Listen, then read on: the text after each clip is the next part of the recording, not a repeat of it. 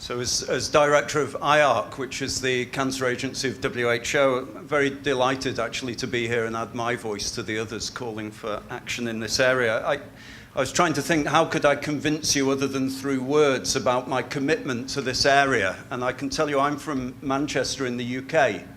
And today as we speak, we have the royal wedding in progress. And then a little later, my football team is playing in the final of the cup.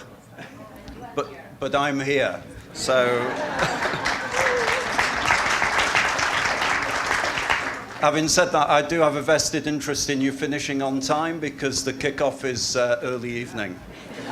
So, you know, cervical cancer has been a priority for IARC for 30 years, actually. I gave a talk last week at our governing body, 30-year journey from ignorance to elimination.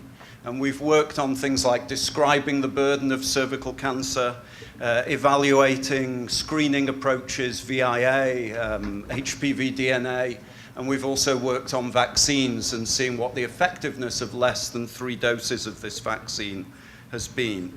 And in many ways, for a researcher, cervical cancer is an exemplary situation. It's exciting, it's reached application. But it's also a cautionary story, because for public health benefit to flow from research, it requires implementation. And unfortunately, research stops too often at the point of principle, proving the principle, and forgets the implementation. So I'm reminded actually of my young children who used to ask me on long journeys, you know, are we there yet? And the answer was, well, not quite, but we're getting close. And so it is with cervical cancer. I think as a research organization, I asked myself, what's our commitment to this effort in the future? Because we know the cause, we have the tools for prevention. What can we offer? Well, what we want is that these preventive interventions actually translate into saved lives. And research must precede implementation, but it must accompany implementation, and then it must evaluate implementation. And so there are 4 very brief things I can offer from the agency moving forward. The first is that we will continue to document in great detail the cervical cancer burden through supporting cancer registries worldwide. Many countries still do not have any measurement of the cervical cancer burden in their country, particularly low-income countries. We will also model the benefits of the interventions on those numbers.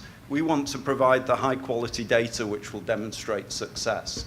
And we want to do it also at the level of vulnerable populations, such as Michelle has said, HIV-positive patients, but also indigenous populations within the larger population that suffer higher burden.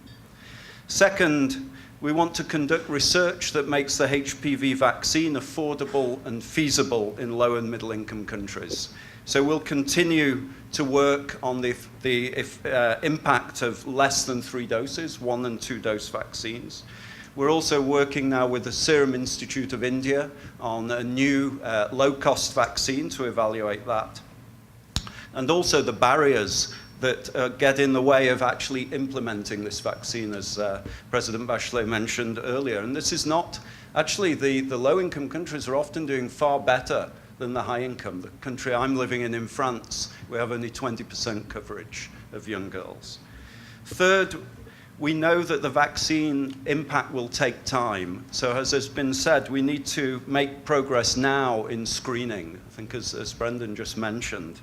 But we need to adapt, again, those screening interventions to the populations where they're being introduced. And we have some major studies in collaboration with our WHO colleagues. I like to see the panel here, Human Reproductive Program, that's been a great partner for us in Latin America and in Africa, looking at how best to adapt screening and treatment to the local population. And finally, you know, the purpose of the day is partnership, and behind all of IARC's work is partnership with national colleagues, with WHO at headquarters, regional offices, and country level, as well as a much wider set of partners that are here today. So we will do what we can as a research organization. It's a pleasure to be amongst you today, and thank you for this invitation.